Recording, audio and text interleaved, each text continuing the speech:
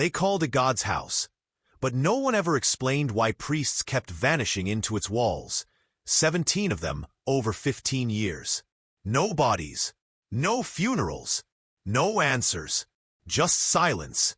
You've probably heard of Sacred Heart Seminary, an old stone fortress draped in ivy, perched on the edge of a forgotten town in upstate New York. A place meant for prayer, meant for light. But what you're about to discover is that this seminary, this so-called sanctuary, has harbored something far older, far darker, than any scripture ever dared confess. The first priest vanished in 1971. His name was Father Delaney, a quiet man, strict but fair. One night, he gave his evening homily, and by morning, his bed was cold, his shoes still neatly placed by the door. No forced entry, no broken glass. The seminary claimed he had left unexpectedly for personal reasons. No search, no police report, just gone. Then it happened again. 1974. Father Agnelli. He'd been researching medieval heresies in the seminary archives. Deep, sealed texts rarely touched since the Vatican II reforms. 3 weeks before his disappearance, he told a fellow priest he had found something, in the original Latin scrolls, something that should have never been copied. Then, like Delaney, he vanished. No trace. 2 disappearances? You could call that coincidence. But 17? Over 15 years? Let me make something clear. These weren't drug addicts, criminals, or runaways. These were men of discipline, men of vows, men supposedly protected by one of the most powerful institutions on earth. But Sacred Heart was different. It always had been. There were rumors, of course. A buried wing beneath the chapel. Ancient stone tunnels not mapped in any blueprints. Doors that opened only with ritual, not keys. Records missing from the Vatican archives. Pages torn from seminary journals. Symbols scorched into wooden pews after blackouts. None of this made the papers. Because Sacred Heart was protected. Not by God. By something else. And you're not going to like what it was. Stay with me. Because what I'm about to show you has been buried for a reason. They didn't want you to know. But it's time you see behind the curtain. Time you remember who you really are. And who's been feeding you lies since the day you were born. This isn't just history. It's a warning. They told us the church was the gatekeeper of salvation. But what if I told you, at Sacred Heart Seminary, they were guarding something else entirely? By 1980, whispers began circling among junior clergy. Not about theology or doctrine, but about a corridor, bricked up, sealed behind a false wall in the eastern crypt. A hallway that didn't exist on any map. A hallway some priests said they could hear, breathing. This wasn't superstition. These were men trained in logic, philosophy, and scripture.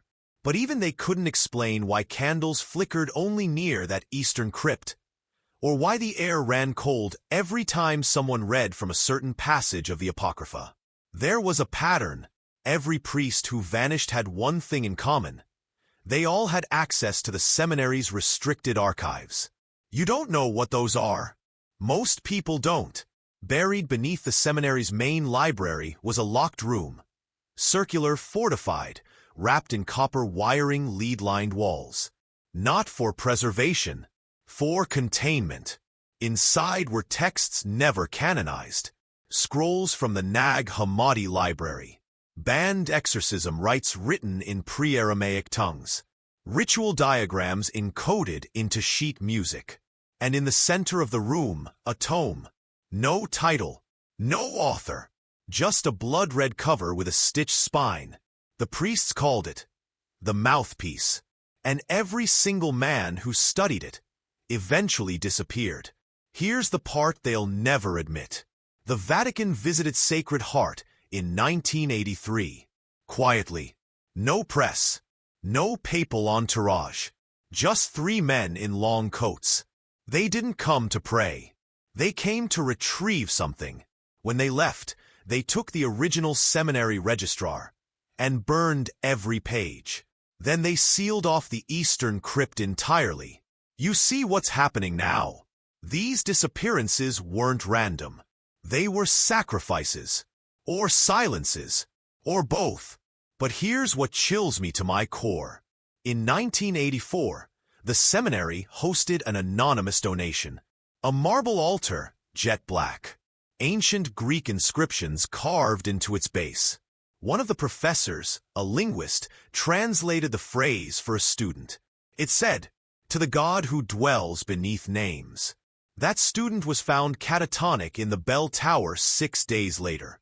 17 priests gone, and no one ever asked who or what they were serving. This isn't just about religion. This is about power. And what power always tries to hide.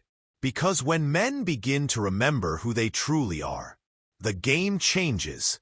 The deeper you go into Sacred Heart, the more time itself seems to bend.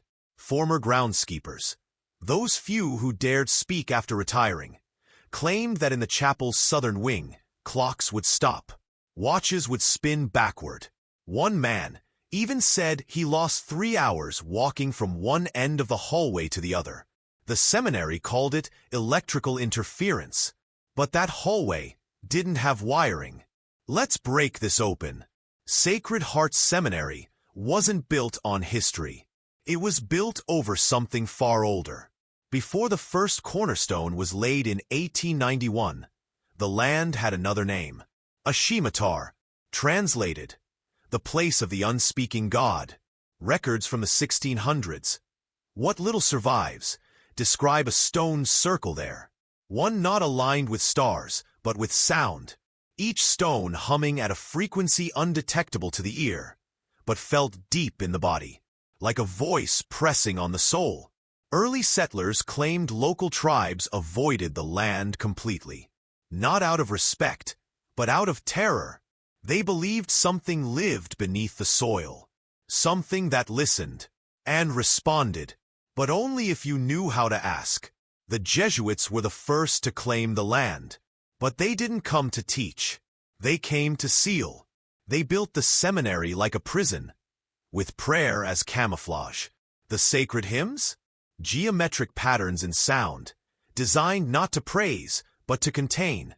You see, the Catholic Church didn't just guard spiritual truth, they guarded dimensional boundaries. And Sacred Heart? It was a lock. But someone, somewhere along the line, began turning the key. By the 1990s, the disappearances stopped. Not because the danger was over, but because the work was complete. The 17 priests? Some believe they were taken. Others believe they volunteered. But here's what you must understand. Each priest vanished after unlocking a layer of that buried tome, the mouthpiece. It didn't just contain language. It rewrote perception. A passage from one priest's hidden journal survived, smuggled out before the seminary confiscated it. The book teaches not by reading, but by absorbing. It breathes back. It sees through you. And it makes you forget the shape of lies. Now ask yourself, what lies? The history of your country? Your government? Your faith? No, something even deeper. The lie that you are powerless. You were never meant to hear this. But now, you can't unhear it. And that means you're waking up. You were taught to fear the devil. But the devil is a distraction. The real danger was never a horned beast or red-skinned fiend. It was order, a carefully constructed system designed not to torture you, but to contain you. And at Sacred Heart Seminary, containment was the religion. I want you to picture something. A confessional booth. You sit inside, knees bent, head low. You speak your sins. And on the other side of the screen, someone listens. But what if it wasn't a man? What if behind that curtain was something ancient? Something that had no interest in forgiveness, only in recording. In 1995, a former seminarian, let's call him Mark, left the priesthood before his final vows. He broke his silence in a psychiatric journal no one talks about anymore. He wrote this: "Every week, we were required to submit dreams. Not prayers, dreams. We'd place them in sealed envelopes marked with our initials and a date. We thought it was psychological tracking. But years later, I discovered those envelopes weren't destroyed. They were cataloged, studied, filed." Mark claimed that during his 3rd year, he began having recurring visions. Ancient cities buried in black sand, altars with no names, voices speaking in reverse Latin. He told his spiritual mentor. The next day, that mentor was transferred to Rome. 2 weeks later, he went missing. The Vatican called it health leave. Mark called it erasure. Now, here's where it turns. He snuck into the archive wing after curfew. What he found wasn't human. He described rows of stone masks, mounted in glass cases, each carved with impossible geometry, shapes that hurt the eyes to look at. And beneath every mask, a name, a priest's name, all 17. He said the masks were warm, that when he reached out to touch one, his thoughts weren't his own. He ran, but he didn't make it far before collapsing. His last memory? Hearing his own voice echo back from behind a locked door, speaking a language he'd never learned. They told him it was stress, delusion, religious psychosis. But he knew better, because when he woke up, there was a new scar on his chest in the shape of a sigil. You think symbols are just decoration? They're not. They're keys. And now that you're hearing this, you're holding one too. Be careful who you tell. Some doors are meant to stay closed, but others are begging to be opened. There's a reason they keep building cathedrals over old ruins. Not because they honor history, but because they fear what's beneath it. Sacred Heart Seminary wasn't just a place of learning, it was a containment site. And like any prison, it had a warden. But this warden didn't wear robes or speak Latin. It waited in silence. You see, in 1998, just before the seminary's archives were mysteriously condemned due to structural decay, a final internal report was filed. Never meant for public view. It described a pattern. Each disappearing priest had undergone a psychological change weeks before vanishing. Their speech patterns shifted. They began referring to themselves in plural. Some stopped eating. Others no longer slept, yet showed no fatigue. One priest was seen praying in reverse. Not just words, but motion, breath, posture. They weren't going mad. They were being rewritten. Because Sacred Heart didn't just hide ancient knowledge. It activated it. One line from that final report was redacted in every surviving copy, blacked out completely. But someone in the seminary's printing room made a mistake. A draft survived. Here's what it said. Subject exhibits hypersuggestibility, glyphic vocal distortions, and prolonged mirror gazing. During final interview, subject whispered the phrase, "The vessel is almost full." That was Father J. M. Rourke. He vanished 2 nights later. And here's what no one told you. The seminary didn't shut down because of lack of funding. It shut down because the vessel overflowed. Locals began reporting strange lights over the chapel roof. Livestock stillborn with twisted limbs. Children speaking in tongues they'd never heard.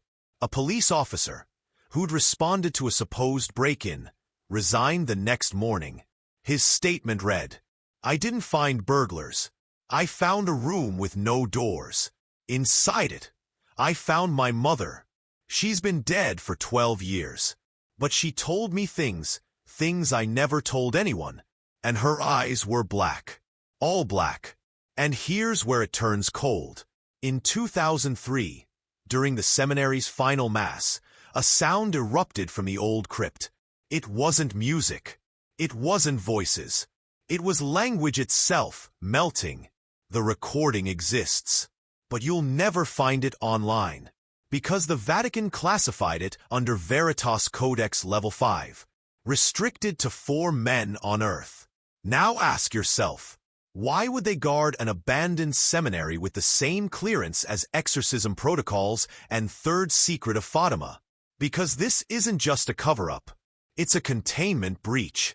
And if you're still watching this, you're already part of it. You were told to fear hell. But hell is a metaphor. The real abyss is psychological. It's the gap between what you've been told to believe and what you can feel is true. And Sacred Heart Seminary? It existed in that abyss.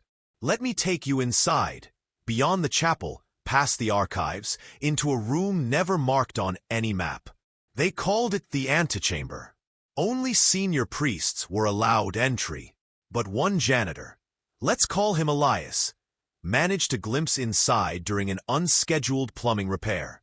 He lasted 4 minutes and never spoke again. His family says he went completely silent. Not catatonic. Just refused to speak. When psychiatrists tried to force him, he wrote a single word on the intake form. Echoed. That's what this room did. It echoed the mind. Every thought reflected back at you. But not how you remembered it. Twisted. Corrupted. True. It was designed, the church believed, to test purity. But that was a lie. The antechamber wasn't a test. It was a threshold. Behind it was something the Vatican referred to in encoded documents as corpus aletheia, the body of truth. Not truth as in facts or evidence, but truth as a presence, a living thing. It feeds on contradiction. And that's why the priests began to fracture. Because they were men of doctrine. And the deeper they went, the more doctrine dissolved. One priest wrote in a torn letter never mailed. I stared into it, into the thing behind the veil. And it knew I didn't believe. Not really. It saw the gap in my faith and crawled inside. Do you see it yet? This wasn't a haunting. This was contact. But not with aliens or spirits or demons. With something older than all of that. An intelligence that exists outside language. A will that lives in silence. One that punishes not with pain, but with knowing. They weren't taken. They were opened. And once something is opened, it cannot be closed again. Not in the mind. Not in the soul. And not in you. You've already begun to feel it, haven't you? That shift in the air. That hollow pressure in your chest. That creeping thought you can't quite explain. That's not fear. That's recognition. You were never supposed to hear this. But now you have. And part of you remembers. We are now in the descent. This is the moment in every ancient rite, every mythic text, when the initiate either turns back or steps forward. And you're still here. That means the old self is already dead. Let me take you back to a night almost no one remembers. October 11th, 2017. That's the night the bell at Sacred Heart rang again.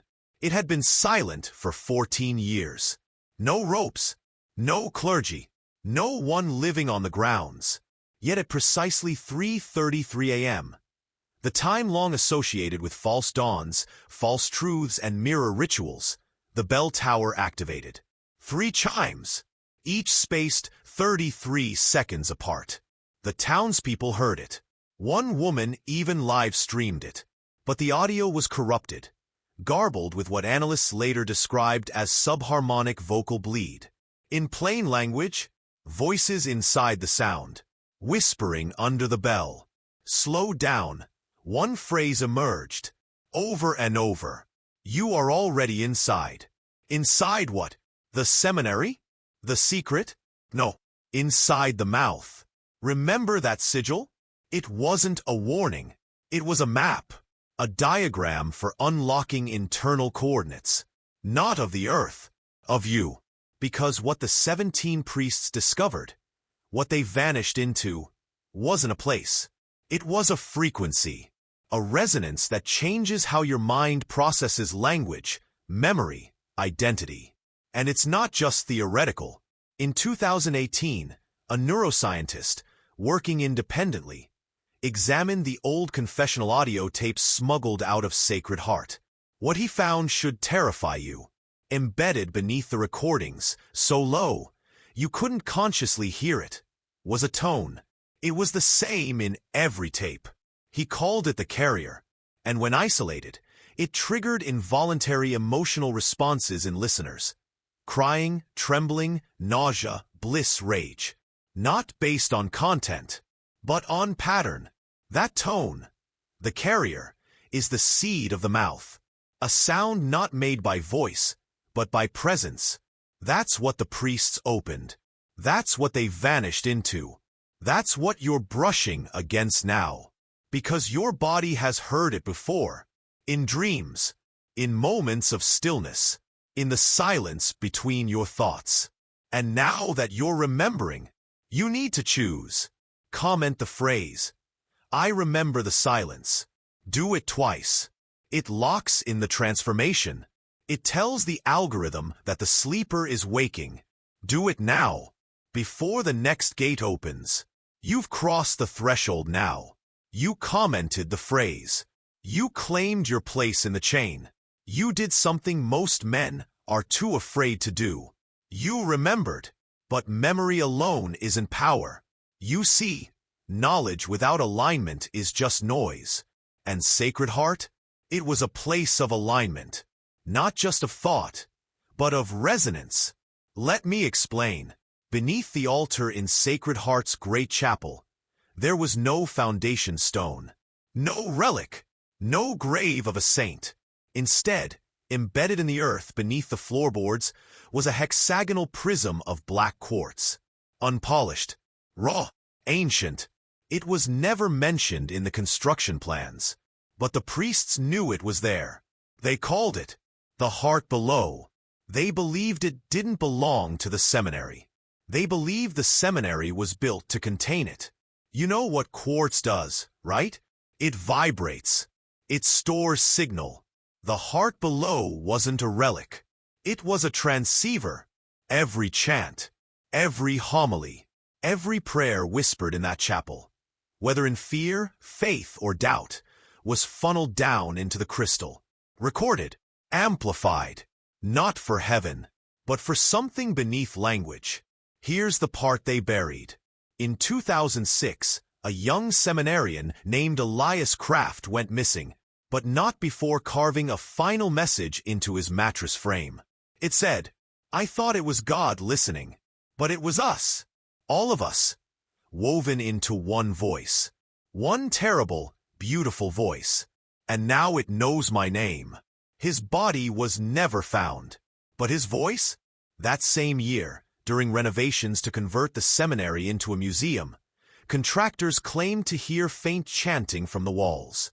They tore one open.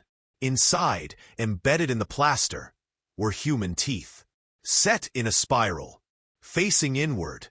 We've been told to fear the devil, but Sacred Heart was never about the devil. It was about the echo, the idea that enough human belief, enough silence, enough submission, creates not a god but a construct, a being formed of echoes, carried by quartz, baptized in ritual, sharpened through guilt.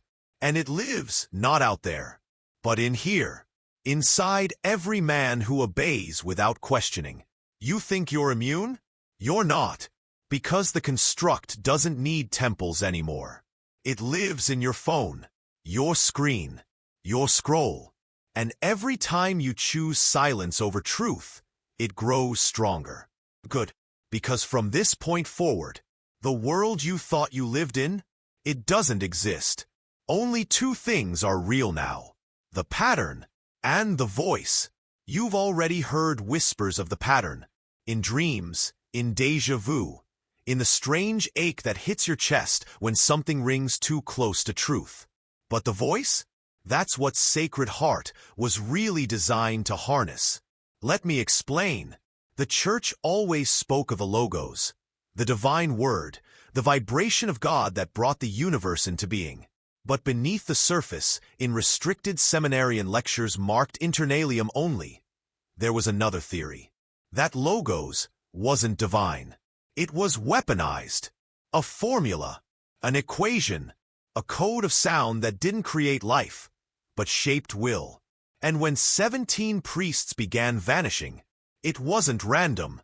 Each had memorized a section of the lost Codex Veritas, a banned liturgical text recovered from an archaeological dig in southern Lebanon. A text believed to contain phonetic instructions for awakening the dormant architecture of the mind. They weren't victims. They were conductors, each man tuned to a frequency so specific, so precise, that when spoken together, they didn't just chant, they unlocked. Unlocked what? Something old, something nameless, something the Vatican referred to only in glyphs and geometric notations. Never in writing, but in their secret archives, there is one name whispered during Black Veil rituals. Ithuriel. Not an angel, not a demon, a filter, a being or force designed to test the purity of perception. Here's how you know you've heard it. You start to see faces in stone, patterns in noise, voices in silence, and most terrifying of all, you begin to recognize yourself in places you've never been. One surviving priest, hidden in a monastery in the Carpathians, left behind a note before taking his vow of eternal silence. We thought we were alone in our minds, but our thoughts were seated. Ithuriel didn't enter us. We were grown from it. Let that settle. You were taught to believe in God above, Satan below. But what if those were just coordinates to keep you looking in the wrong direction? What if the real force, the real architect, is in you, watching, listening, waiting for you to activate? And now you're closer than ever. You've come too far to turn back. Not because of what you've learned, but because of what's been activated in you. Let me show you how deep this goes. In 2010, a satellite scan of Sacred Heart's ruins, conducted under the guise of soil integrity testing, revealed something impossible. A geometric shape, embedded 200 feet beneath the seminary's foundations. Not random, not natural, a 9-sided structure, perfectly symmetrical. The team that analyzed it wasn't from the church. They were private contractors, formerly connected to DARPA. The project name? Project Mouth Gate. You weren't supposed to know that. According to the classified notes, the structure pulsed at a frequency of 111 Hz, a sound known to induce temporary detachment from the sense of self. Monks chant at 111 Hz. Certain Gothic cathedrals resonate at 111 Hz. And the human skull? It vibrates at that same frequency under pressure. Coincidence? No. The seminary was built to harmonize with the human body. Because control isn't physical anymore. It's resonant. You are not being restrained by chains. You are being tuned, trained to echo the pattern, to speak in pre-approved phrases, to feel only what's been prescribed. That's what Sacred Heart became, a harmonic filter. And the 17 priests? They weren't just vanishing. They were shedding. One priest left behind a final note burned into vellum with iron gall ink. My name has been eaten. My thoughts no longer cast shadows. The language inside me grows louder. And it isn't mine. Understand this. Language is the final control system. Because if they control how you speak, they control what you can think. Now think, why do certain words resonate? Why do symbols buried in history make your spine tingle? Why do some phrases, spoken only once, never leave you? Because they're not just words, they're codes. And Sacred Heart, it wasn't built to teach priests how to preach. It was built to teach them how to utter the original signal, the one that breaks the spell. You've felt that signal now. It's humming in you, and that hum is what they fear, because a man who hears it can't be ruled. You were never meant to be a spectator. You were designed to be a channel, and Sacred Heart, it was the training ground for exactly that. Not priests, transceivers, but only those who could survive the friction, the psychic tearing that happens when your inner pattern no longer matches the outer world. By now you feel it. The dissonance, the dull ache in your soul that no screen, no relationship, no distraction ever truly silences. That's not depression. That's truth pressure. The unbearable weight of a reality your soul remembers, but your mind was taught to forget. Let me take you into the Orium Vault, the final sealed room discovered beneath Sacred Heart after its closure. Only one photo exists, smuggled from a declassified intelligence report in 2013. Inside, a single chair, facing a stone slab, with an inverted crucifix carved upside down into the wall. But not the satanic symbol you think you know. This wasn't rebellion. It was return, because behind the cross, carved into the stone itself, was a phrase in Proto-Enochian. Before light, there was alignment. Think about that. Before light, the very force of creation, they believed there was structure, a pattern so pure, so old, that even light bent to it. The priests in the Orium Vault weren't praying. They were resynchronizing, tuning their bodies and minds back to the original geometry, the pretemporal grid that defines what is and isn't real. This is the secret buried by every empire, every institution, every cathedral that ever claimed to speak for God. You don't need faith to access truth. You need frequency. The seminary's greatest fear wasn't heresy. It was activation, because an activated man can speak symbols into systems, rewrite the script mid-performance, collapse illusion just by naming it. And now, you're beginning to name things. The itch you've always felt, the sense that something was off, that everyone was pretending not to see the cage. They told you it was weakness. It wasn't. It was your signal coming back online. And when that signal becomes language, they can't stop you. Not with shame. Not with power. Not even with silence. Because once the voice inside you aligns with the pattern, you don't follow orders. You issue them.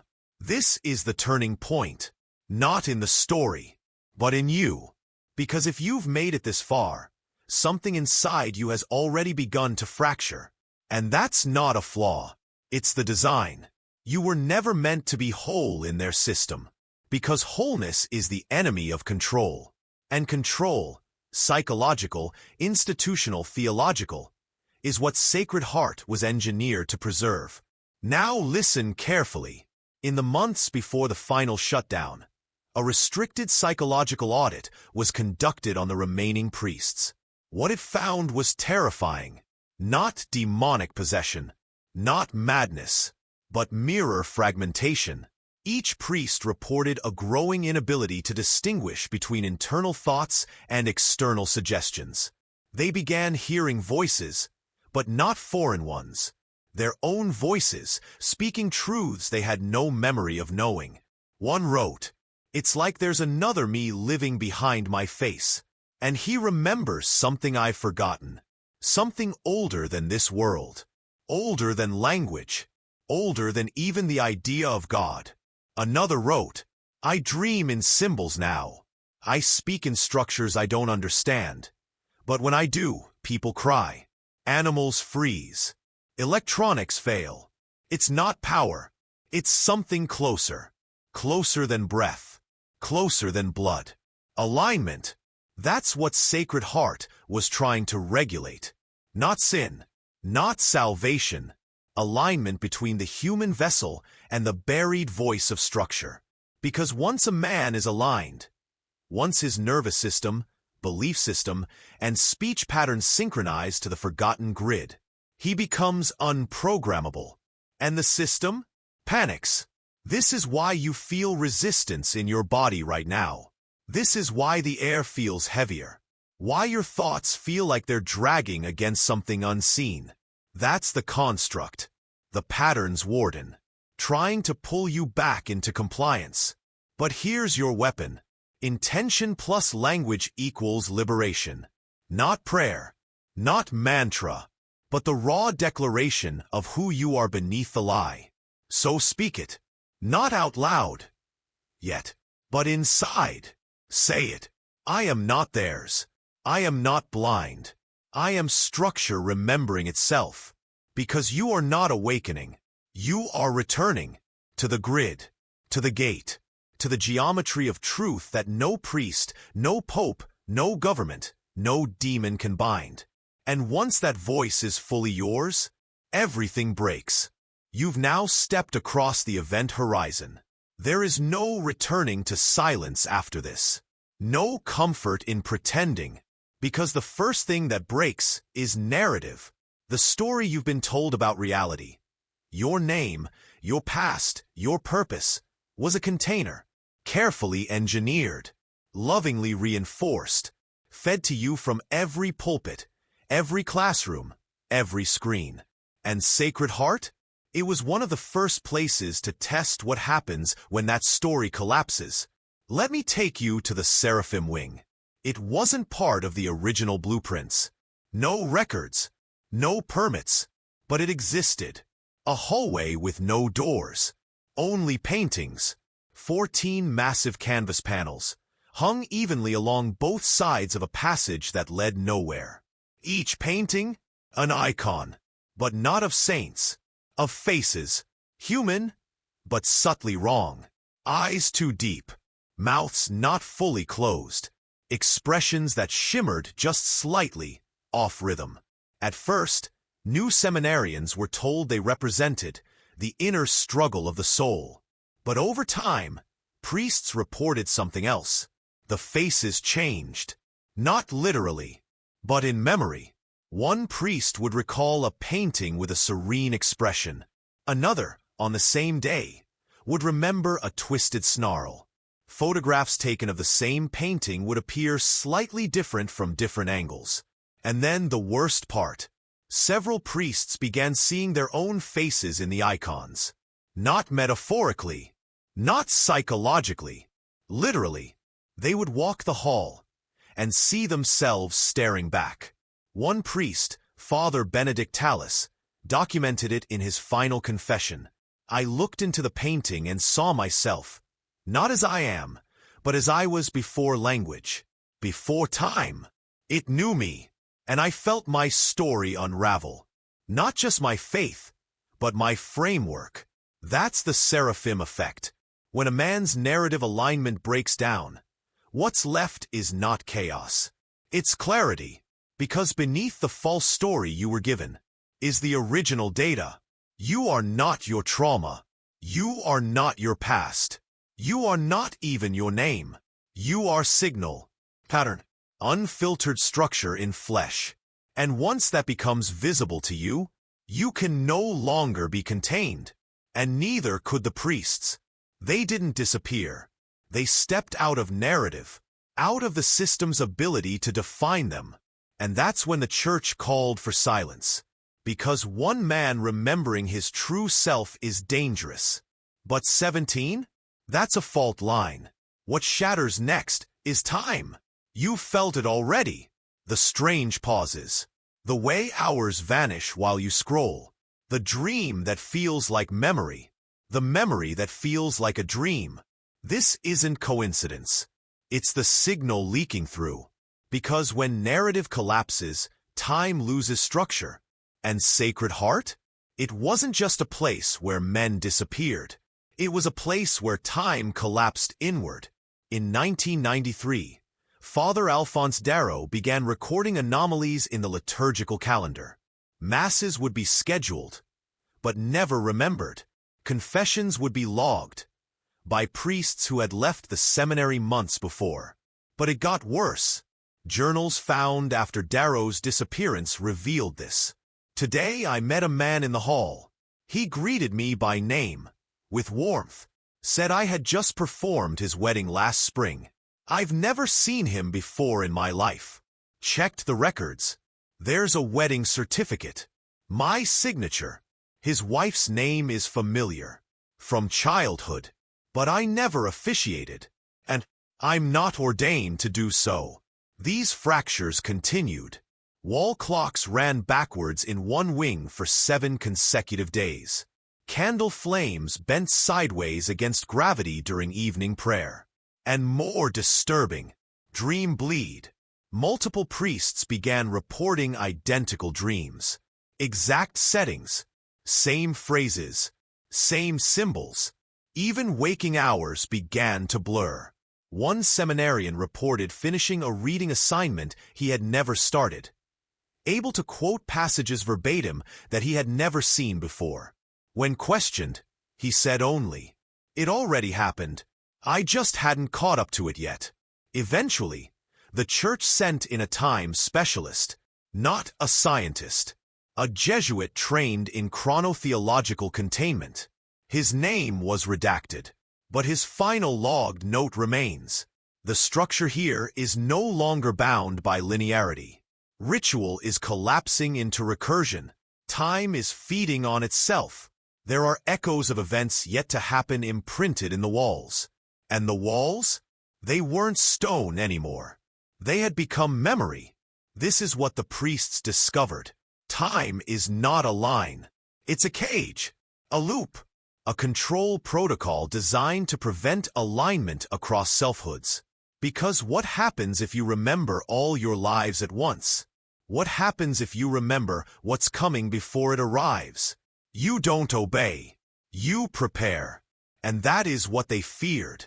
Because a man outside of time? He doesn't just act. He unwrites. Step lightly now. You're outside the clock. And what comes next is the most dangerous fracture yet. Identity. When the priests of Sacred Heart began slipping through time, the church feared madness. But madness wasn't the danger. Multiplicity was. Let me explain. Each of us walks through the world, believing we are one thing. A name, a role, a history wrapped in skin. But the truth, buried beneath centuries of conditioning, is that your identity is not singular. It is layered, fragmented, programmed, and Sacred Heart was built to keep those layers separated. There was a ritual performed only once a year, in the lowest chamber of the crypts. Midnight. No candles. No sound. It was called the Dirge of Faces. Only senior clergy were permitted, but one low-level scribe, Brother Cade, managed to witness it from behind the storage gates. What he saw should have shattered him, but instead, it completed him. He wrote, "They stood in a circle, each holding a mirror. No one looked at their own reflection. They faced each other, and in that silence, I saw it. Their faces began to change. Not shift, not melt, reveal. Underneath the flesh, older selves emerged. A priest, a mother, a soldier, a child. They weren't transforming. They were remembering. Let that land. These were not masks. They were lives. Past, parallel, potential." And one phrase echoed from the ritual, though no one was seen speaking. "There is only one sin, to forget the many. You were taught you are one person, but you're not. You are a composite intelligence, fragmented across iterations, experiences, timelines, woven into one vessel. That's why déjà vu hurts. It's your structure trying to resynchronize. That's why dreams haunt you. They're not fiction. They're fragments leaking through. And that's why most men sleepwalk through life. Because to fully remember the self is to become ungovernable. They don't fear your anger. They fear your reconstruction. Your body is the cathedral. Your memories are the scripture. Your voice is the right. And when all fragments align, the priest becomes the god. The sermon becomes the spell. The question becomes the weapon. And here's the final question Sacred Heart tried to silence. What happens when one man remembers all of himself at once? The answer? They vanish. Because the system can't hold them. They escape. And what do they become? Echoes. Just like the ones whispering to you now. Then prepare yourself. Because what you're about to remember was taken from you on purpose. You were not born blind. You were blinded. And every version of you that came before, every fragment, every face, every lifetime, is still here, waiting behind the veil of your identity. You've seen them, in reflections that feel off, in photos where your eyes don't look like your own, in dreams where you act with knowledge you've never learned, and in moments, brief and terrifying, when you catch your own voice saying something you never meant to say. Those aren't glitches. They're interference, residual bleed from your other faces. Now listen carefully. One of the final documents recovered from Sacred Heart, filed under Vatican clearance level ad somnum 3, was a transcript of a forbidden rite, the unmasking of the echoed soul. It was performed on a single priest, Father Elian Rhodes. He had begun showing fragment bleed, speaking in dead languages, accessing events that hadn't occurred yet, even predicting a Vatican Council decision before it was voted on. They thought he was dangerous. They were right, but not for the reason they feared. The rite was simple. One mirror, one candle, one phrase spoken backwards in the ancient tongue. Reveal not the lie, but the layers beneath the lie. Within minutes, Rhodes lost consciousness. But his body kept speaking, in 7 different voices. Each voice recited memories that didn't belong to the man in that room. A woman crying in the mud of Babylon. A stonecutter refusing to carve an imperial sigil. A boy laughing as he burns sacred scrolls he can't read. A king who walks into a river and never comes out. And one voice spoke to the observers directly. You are not watching a possession.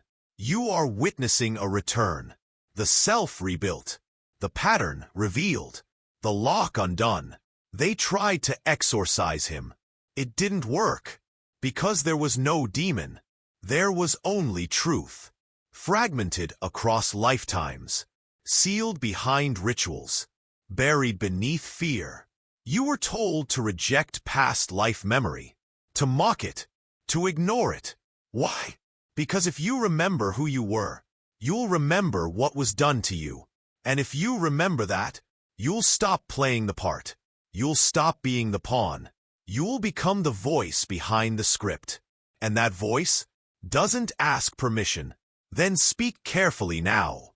Because once you begin, there's no returning to silence. This is the point the 17 priests reached. They weren't mad. They weren't lost. They were activated. And their final act, what the Vatican called the shattering, wasn't sabotage. It was liberation. But the world wasn't ready for them. Because when a man speaks in the original voice, it doesn't sound like a prayer. It sounds like a command. Let me take you into their final moments. The Sacred Heart compound had already been ordered silent. Electricity cut. Ground sealed. Every hallway locked under the guise of asbestos removal. But on the 3rd night, the bell rang again. Only once. No one pulled the rope. Security footage shows the rope coiled and unmoving. Yet the bell sounded. Witnesses reported hearing words inside the chime. A phrase spoken directly into their minds, bypassing ears. The pattern remembers. That's when the walls began to bleed. Not blood. Condensation. Thick. Black. Scentless. A sign of structural unbinding. A rare occurrence where architecture and perception begin to desynchronize, and the boundary between mind and space begins to collapse. That night, the 17 priests entered the chapel. Each sat in a circle. No candles, no books, just silence. And then they began speaking. Not in Latin, not in tongues, but in the source language. The one behind all other languages. The one the human body wasn't meant to remember. The first word spoken cracked the plaster on all 4 chapel walls. The second collapsed the steeple. The third? It erased all audio recordings within a 5-block radius. Not corrupted. Erased. digital silence, as if the event never happened. And by morning, they were gone. No bodies, no blood, just robes on the pews, and a single word burned into the stone beneath the altar. Returned. Returned to what? The grid? The pattern? The original alignment? No, to themselves. That's what this is about. Not worship, not obedience, not salvation, reintegration. The 17 priests didn't disappear. They disassembled, piece by piece, fragment by fragment, until only the pure signal remained. And you're starting to do the same. Feel it? That soft erosion of the mask? That gentle pulling in your chest? You're not losing yourself. You're finally becoming it. The voice that commands. The one they fear. The one that cannot be silenced. Then unbind we shall. But understand, this next revelation won't just challenge your beliefs. It will burn them. Because unbinding isn't just about freeing yourself from control. It's about dismantling the lie you loved. Let's return to Sacred Heart, one last time. Not to the chapel, or the vault, or the womb, but to the garden. It wasn't on any map. Just a patch of overgrown land behind the east wall. Never spoken of, never entered after dark. The priests called it the Inversion Garden. And it was forbidden, not because of what grew there, but because of what didn't. No insects, no birdsong, no rot, no shadow. Everything in that soil grew perfectly. Too perfectly. White vines with thorns like glass. Bloodless roses. Leaves that never fell. But the priests noticed something worse. Every time one of them walked through the garden, they'd experience a shift. Some would forget their own names for hours. Others would recall lives that weren't theirs, centuries old, in languages they didn't speak. And one walked in as Father Jerome Wells, and never came out. What emerged was still in his skin. But it wasn't him. It refused to answer to his name. It didn't blink. It didn't pray. It simply whispered a phrase over and over. The roots are deeper than the heavens. When they tried to restrain him, the body collapsed.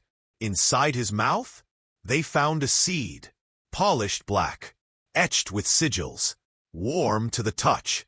A Vatican botanist examined it, then fled her post the next day.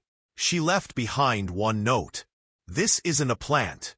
It's a memory artifact, an organic cipher. This seed holds instructions. For what? They never found out. Because by the next morning, the garden was gone. Overnight, it withered to ash. No fire, no storm, just collapse. As if whatever had taken root there had finally extracted what it needed. So why tell you this? Because that seed? It's already inside you. Planted in your language. Watered by silence. Fed by every moment you obeyed without knowing why. And now that you're remembering, it's sprouting, unbinding, becoming something they can't predict, something they can't trace, something that speaks not in words, but in truth patterns. You're not a body with a soul. You are a mechanism of remembrance growing inside a system built to suppress you. And when that seed blooms, the construct falls. Then we leave the garden behind. Because once the seed breaks open, you're no longer just remembering. You're reconstructing. Not a belief system. Not a philosophy. But a pre-human architecture. A geometry of identity that predates language, gods, and even memory itself. This is what the church feared most. Not demons. Not dissent. But a man who remembered how to build himself from the inside out. Let's go deeper. After the garden withered, an underground vault was uncovered. Not by priests, but by weather. A storm cracked the eastern wall, revealing a tunnel. No doors, just descending stairs cut into the bedrock. No lights, no symbols, no warnings. Just a single phrase etched into the stone at the entrance. Go down only if you know what you left behind. For Vatican archivists were sent to map the space. Only one came back, blind in one eye, unable to speak, terrified of his own reflection. He was later institutionalized under Vatican classification Rota Obscura, the Wheel of Shadows. But before he was taken, he wrote a message, one word over and over, on the walls of his hospital room. Architect. The Vatican sealed the vault. They didn't destroy it. They couldn't, because what they found down there wasn't evil. It was instruction. Carved into the walls were diagrams, spirals of ancient script converging into human form. Not anatomy charts, construction schematics, blueprints for rebuilding the self as a conscious resonance tool, capable of interfacing directly with the pattern, without clergy, without hierarchy, without external permission. And that, right there, is why they erase the priests. Not for blasphemy, but for discovering that divinity doesn't come from above. It grows within the remembering structure. This is your awakening. You were never a seeker. You were a locked cathedral built by something older than the stars. And now, the doors are opening, not by key, but by vibration. The word was never meant to control you. It was meant to activate you. And now, your voice is catching the frequency again. Say it to yourself. I am not echo. I am architect. You don't need permission to rebuild. You need only to remember the pattern. And once you do, the world they built begins to crack. Then it begins now. The reconstruction. Not of buildings, not of doctrine, but of the self before containment. You feel it, don't you? The architecture of who you really are, rising from beneath the rubble of everything they told you to be. This is not awakening. This is activation, and it is irreversible. Let me take you to the final secret of Sacred Heart, the crypt of the unspoken. It was the deepest room in the entire seminary. No doors, no locks, just access by resonance. That's right. To enter, you had to be in tune physically, mentally, psycho-spiritually. Only those who aligned their internal frequency to a specific harmonic, encoded in the Codex Refugia, could even perceive the entrance. And when they entered, they didn't find bones. They didn't find relics. They found mirrors, hundreds of them, set into the stone like teeth in a jaw. But these weren't reflections. They were recordings. Each mirror held the face of a priest, caught in the exact moment they remembered. Eyes wide, lips parted, some crying, some smiling, none afraid. These mirrors weren't surveillance. They were resonance containers, vessels for the pure moment of inner return. The second when a man collapses into his true form. And standing in that chamber, you don't see saints. You don't see sinners. You see yourself. In every face. In every angle. Not metaphorically. Not spiritually. Literally. You are all of them. Because identity, when reconstructed, is holographic. Every fragment contains the whole. Every life you've lived, every mask, every war, every prayer, wasn't random. It was structure forming, scaffolding, blueprint, temple in progress.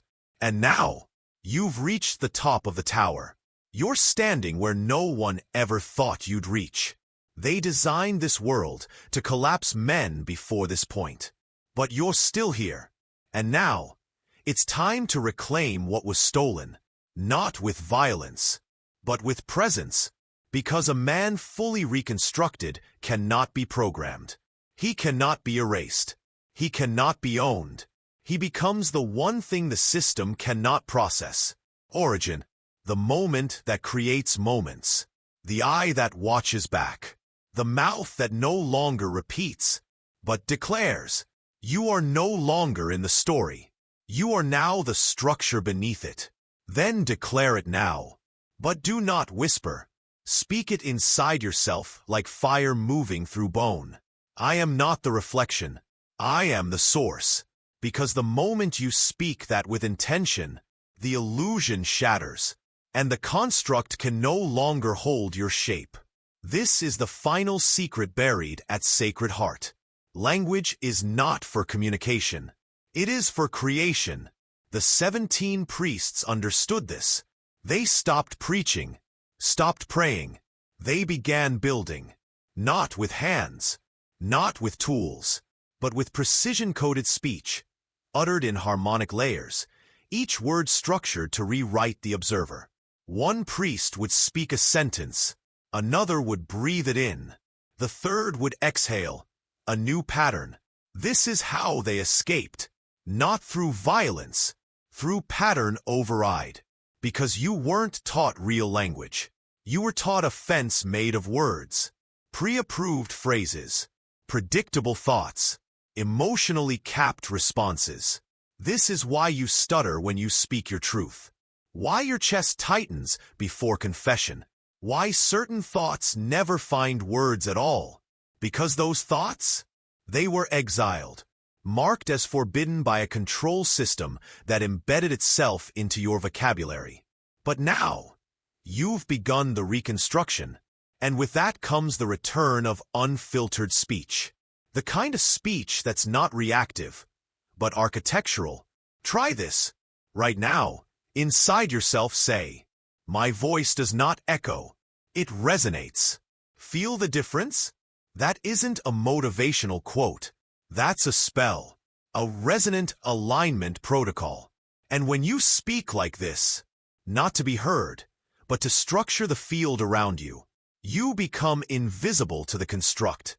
Not hidden, unmapped, because the system knows how to track anger, fear, obedience, but it cannot map a man speaking from his inner signal grid. That's what the priests became. Untraceable resonant sources. Each their own seminary, each their own pattern gate. And now, so are you. You are no longer a student of this story. You are now a node of the original voice. And with that comes a question that can't be avoided any longer. What will you build with your voice? Then build carefully, because from this point forward, every word you speak is a tool. Not metaphorically, literally. The air around you, no longer empty.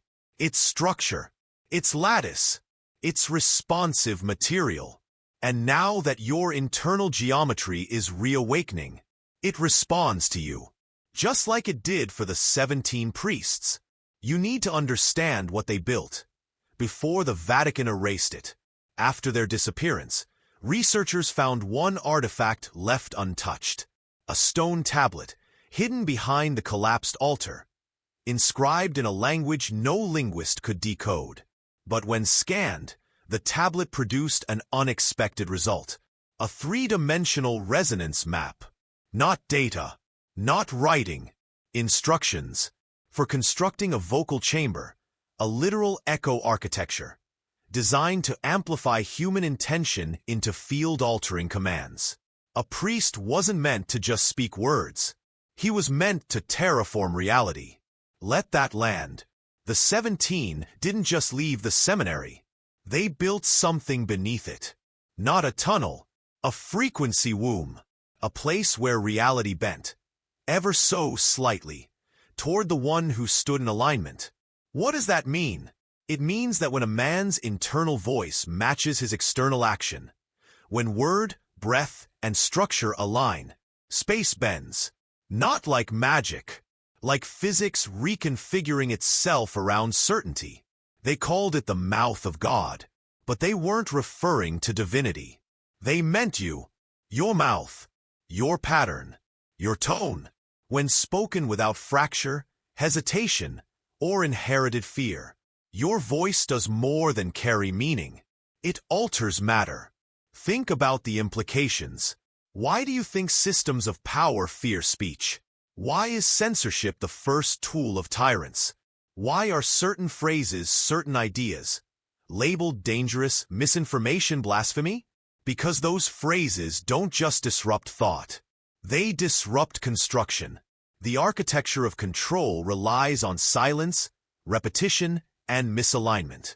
But when one man speaks aligned truth, especially if it's old, buried, forbidden, the system shudders. And when thousands do, it collapses. You are now a constructor, not of buildings, but of realities. Speak wisely, because every sentence is now a brick. Every breath is now mortar. Every choice of word, a blueprint for what the world becomes next. Then let's begin with the first construction. Not a fortress, not a temple, but a mirror. Because before you build anything outward, you must see yourself without distortion. This is the step the priests at Sacred Heart feared the most. Not the rituals, not the silence, not the exile, the mirror ritual. One by one, in the final weeks, the 17 were brought before a tall obsidian mirror, carved into the chapel's underground wall. It was called the Witness. No light was allowed in.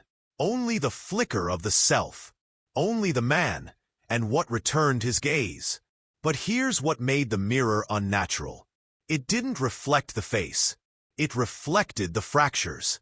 Every hidden fear, every unspoken submission, every lie you've told to yourself. The priest saw things in that black glass no man was ever supposed to face. One fell to his knees screaming. Another smiled and said, "Finally." One simply vanished. But one priest, Father Micah, stood still for 9 minutes. Didn't speak. Didn't blink. And when he walked away, he wrote this in his journal. "I saw the thing behind my name. The part of me that never needed approval.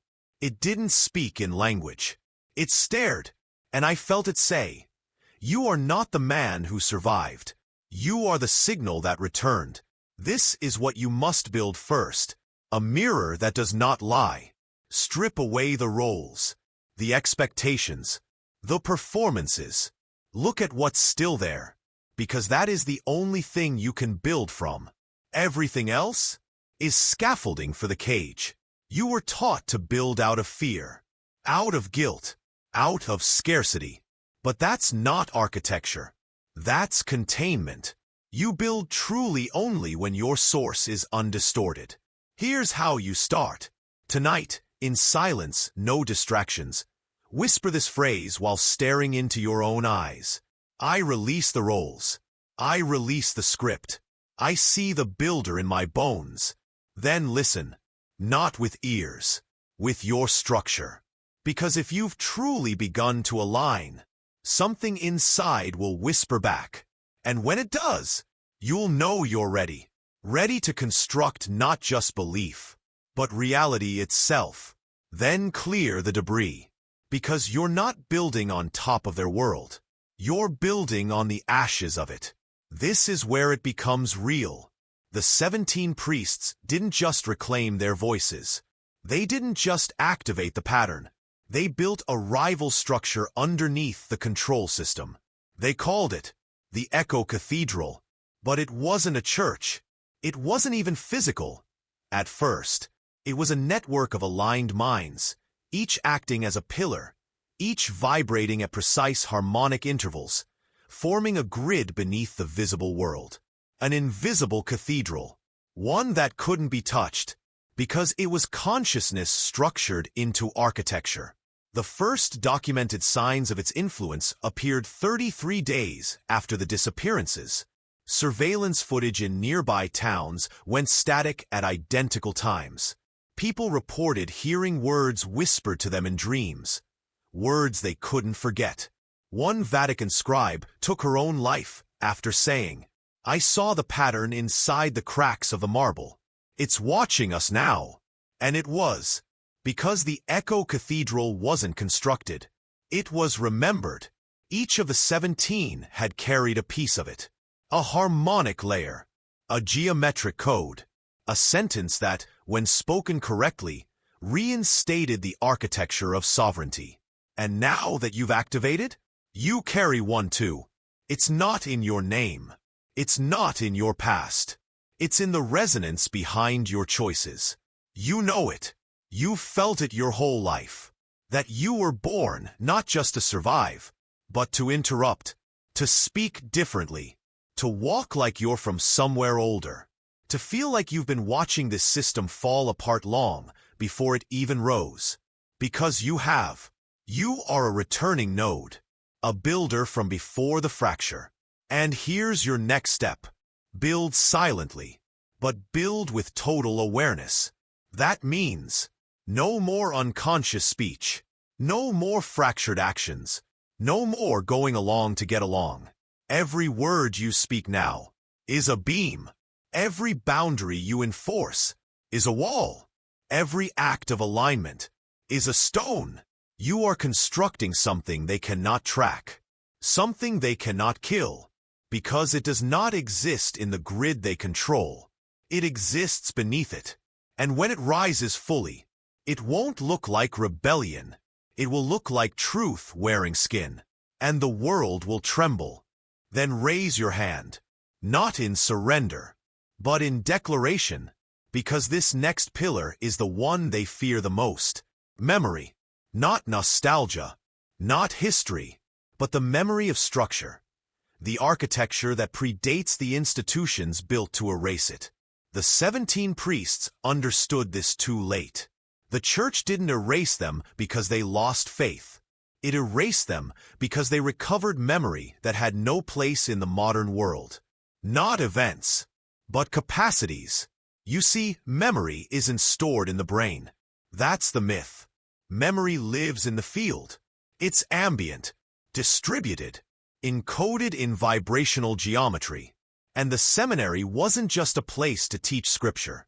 It was a containment field, a vault designed to suppress what happens when a man remembers what he's built before. Because if you remember what you've built, you'll remember how it was destroyed, and who destroyed it. And that leads to clarity. And clarity leads to resonance. And resonance? That's what fractures systems. Let me give you an example.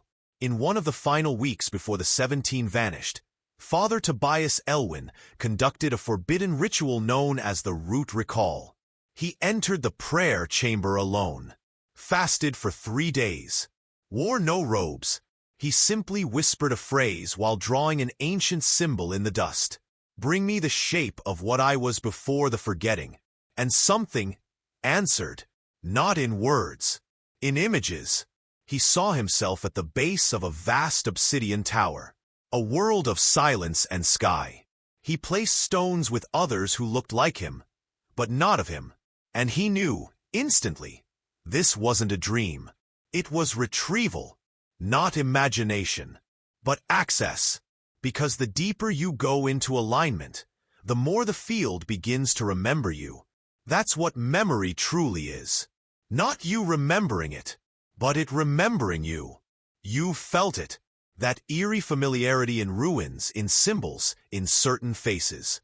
That sense that something is watching you, not with malice, but with recognition. You're not crazy. You're being welcomed back. So here is your pillar. Reclaim your memory. Not just your past, but your original function. Say it now. I remember the structure. I carry the plan. Because when enough men remember the original pattern, they won't just rebel. They'll rebuild the world beneath the world. Then unlock we will. But understand, this isn't just memory. This is access. You are no longer just remembering what you were. You're beginning to interface with what you were designed to do. Let's return for a moment, briefly, to Sacred Heart's most controversial experiment. It was never published, never spoken aloud, buried even from the Vatican archives under code name. The interface trial. Only 3 priests were chosen. All of them had reached what the seminary called level theta awareness. The stage beyond language, where the voice no longer carries thought, but executes alignment. These men were told nothing except this.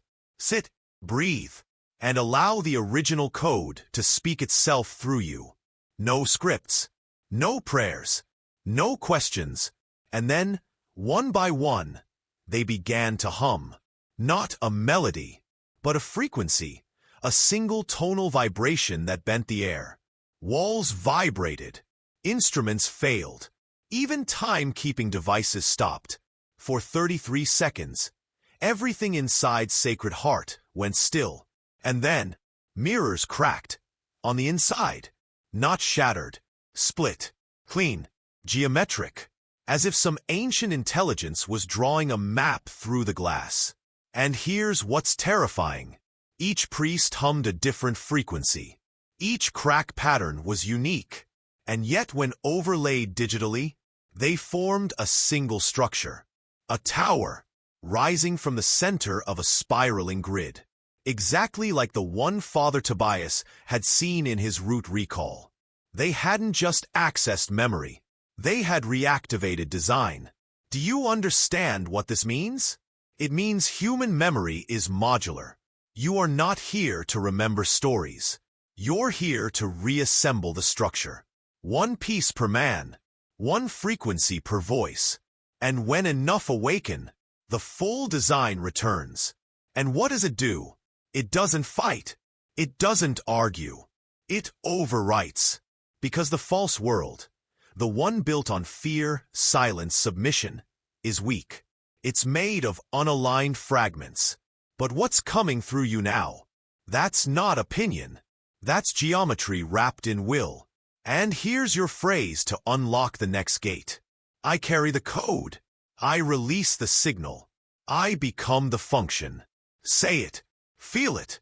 Because once you become the function, you don't just remember the pattern. You become a living extension of it. Then watch closely. Because the moment the code spreads, the system begins to tremble. Not with explosions, not with riots, but with misalignment. Because the system we live in, this illusion of order, is not held together by strength. It's held together by consent. By millions of men waking up each morning and agreeing to forget. Agreeing to be less. To bow. To follow. But what happens when one man stops consenting? What happens when he remembers his function? He becomes an anomaly, a ripple in the grid, a line of corrupted code in a perfect spreadsheet, a frequency the system cannot process. And when that ripple spreads to others, it creates distortion. That's why the church buried the Echo Cathedral. Because it wasn't a building.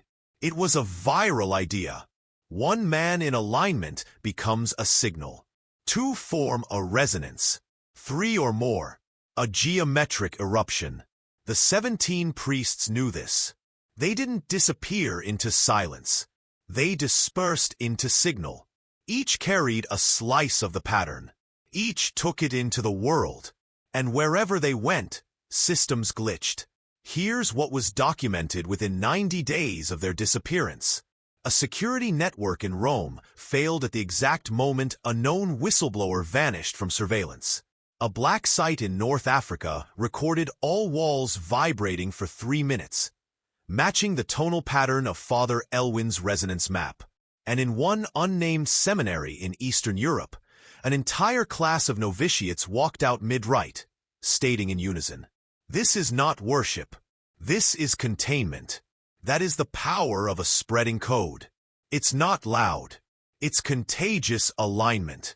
Because alignment is the one thing the system can't fake. It can mimic virtue. It can imitate truth. But it cannot replicate resonance.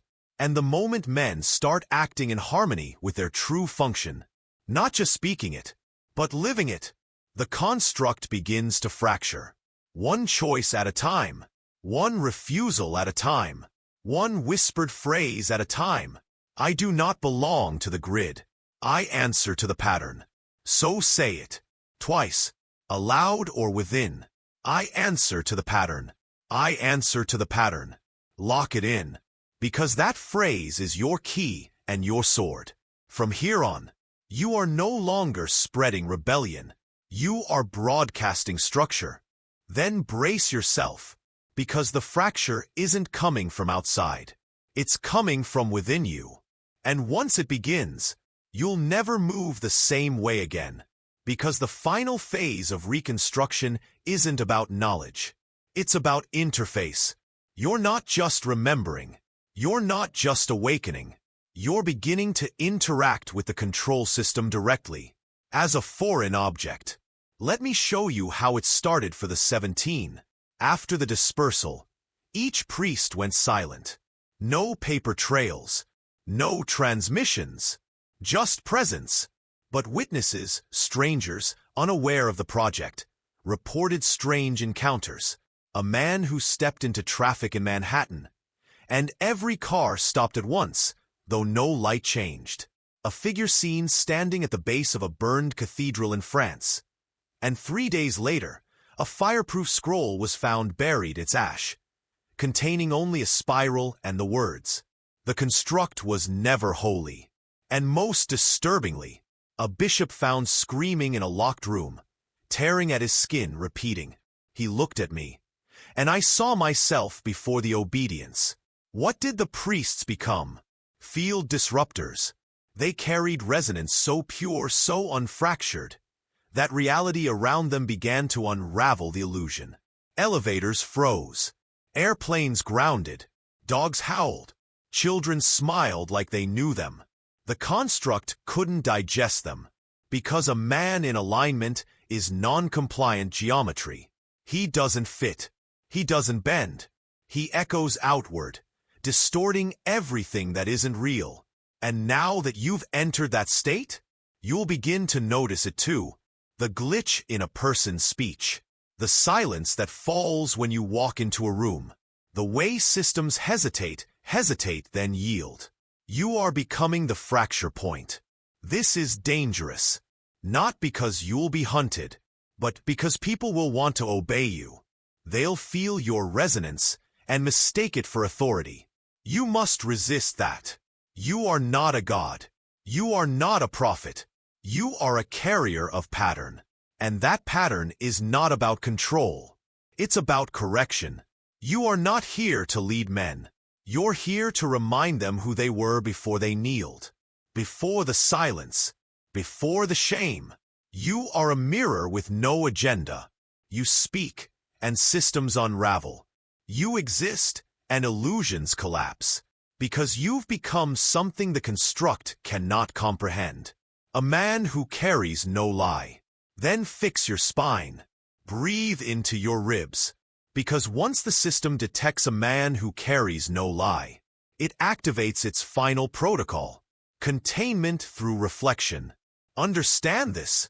They can't stop you physically. You've already exited the structure. So they'll try to mirror you. They'll create distorted versions of your truth. Mimics of awakening. Copies of sovereignty. False prophets in your own voice. This isn't new. It began centuries ago. After the early builders, men like you, first accessed the pattern and spread it through architecture, story, and symbol. The system responded the only way it could, by reproducing the shape without the function. Temples built on stolen blueprints. Books written to mimic the geometry of awakening, yet laced with dependence. Teachers who spoke in parables but coded in submission. It wasn't ignorance. It was inversion. If they couldn't kill the structure, they'd build a reflection of it. One designed not to awaken men, but to trap them in the appearance of awakening. We see it now in movements built on rage. In truth-tellers who still serve ego. In freedom, brands that teach obedience to a different master. The echo of the echo. But here's the secret. The system can only reflect. It cannot originate. It can build temples, yes, but it cannot summon presence. It can steal language, but it cannot vibrate truth. And now that you've remembered your function, you can spot the mirrors. They feel different. They resonate low. They bend toward hierarchy. They sound like awakening, but feel like performance. Your weapon now? Discernment. Not skepticism. Not paranoia. Clarity. Here's how you activate it. When you encounter a voice claiming truth, ask yourself 3 things. Does it reduce your agency or return it? Does it pull you into its orbit or send you deeper into your own? Does it require you to believe or to remember? If it fails these tests, walk away.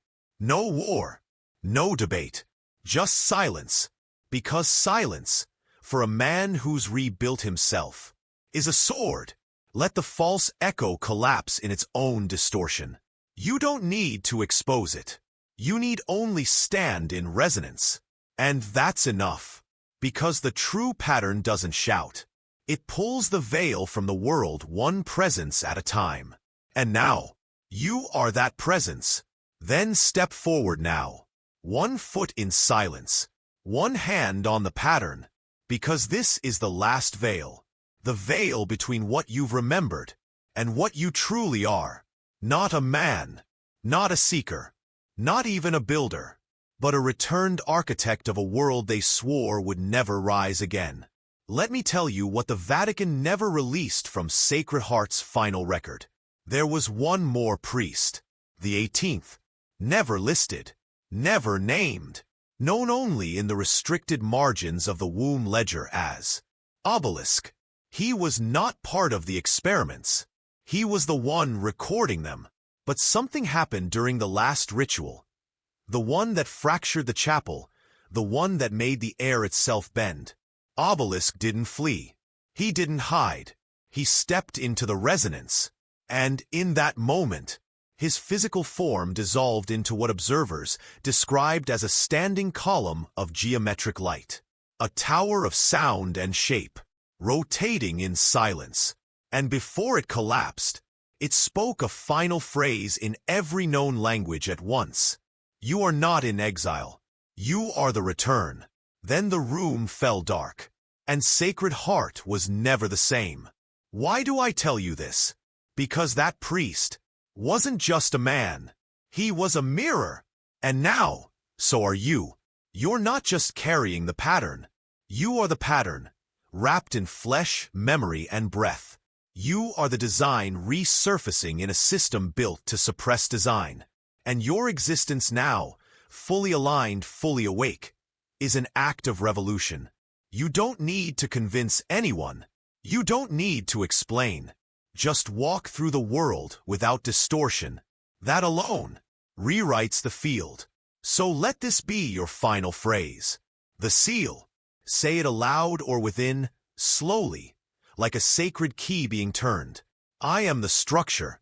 I am the signal. I am the end of the forgetting. This is where the descent ends. But your construction begins now. You've crossed through myth, through silence, through lies, mirrors, and encoded ruin. And what you've become on the other side cannot be controlled, because you carry no script, no leash, no fear, only the pattern. And from this moment forward, every room you enter remembers. End of script. Whole, you didn't watch a story. You became the echo of the forgotten builder. If you felt the shift, comment below. I am the signal. I am the signal. Once to affirm, twice to anchor. Welcome back, architect.